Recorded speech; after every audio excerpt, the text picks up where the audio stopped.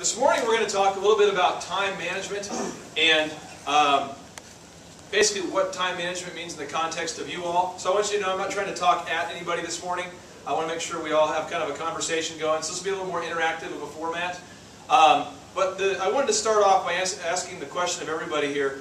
Have you ever sat down and thought about how is it possible for some people to get so much more done in one day? You know, a lot of times I think about, I have 9 different businesses and 5 kids, and I see somebody like Warren Buffett on television, or I'll see like Bill Gates, and I go, how is it possible these guys have 25 companies or 50? Or, you know, I'm thinking, do these guys chew their food faster? Do they get up earlier? Do they not go to the restroom during the day? Do they have like super short conversations? Do they not respond to emails? What is exactly, what are they doing during their day? So I thought we could all start by today, on your handout you have there, if you could flip over to the back side of your handout, and I'd like for everybody to answer the following questions, and you can't cheat, so don't look at the person next to you. Just write down your own unique answers there. Question number 1 I have here for you is, what do you want to accomplish in your life? I know it seems like, well, that's a deep question for a morning here, but let's just say that you really did, for sake of just looking at this, let's say you really did have 1 year left on the planet Earth, as we know, 1 year left. What are some things that you definitely want to get done during the next 12 months if that was your reality? If you really did have 12 months left. If you could just jot down, and to give you some categories, let's go ahead and write down maybe people you'd want to spend more time with. If you could just jot down those people. If there's any places you want to visit. If there's any career goals you have. You know, I know for me, like I'd really like to go to a Super Bowl at some point. I'm all about sporting events. Yeah, that's a big thing for me. I wanted to see Brett Favre play, and my wife got me tickets last year to see Brett Favre play the game versus the Cardinals, where he had his record-setting performance there in his last really relevant game. That's kind of on my bucket list there. But what are the things you want to do? The second question I have here is, whom do you want to spend more time with? Again, if you had a year left, who are you wanting to spend more time with?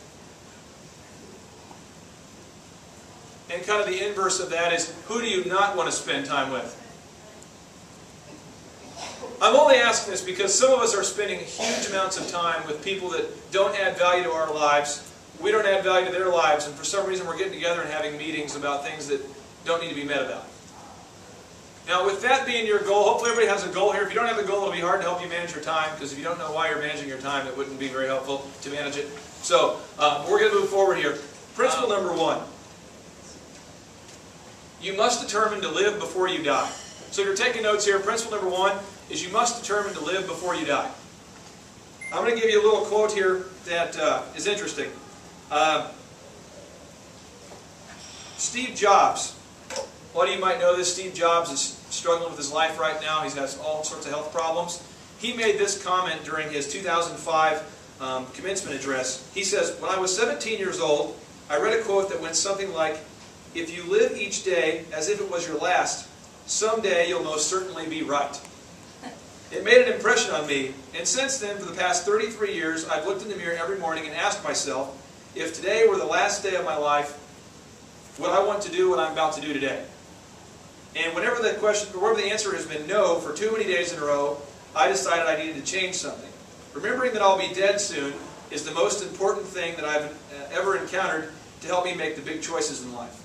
Because almost everything, all external expectations, all pride, all fear of embarrassment or failure, these things just fall away in the face of death, leaving only what is truly important. Remembering that you're going to die is the best way to avoid the trap of thinking that you have something to lose.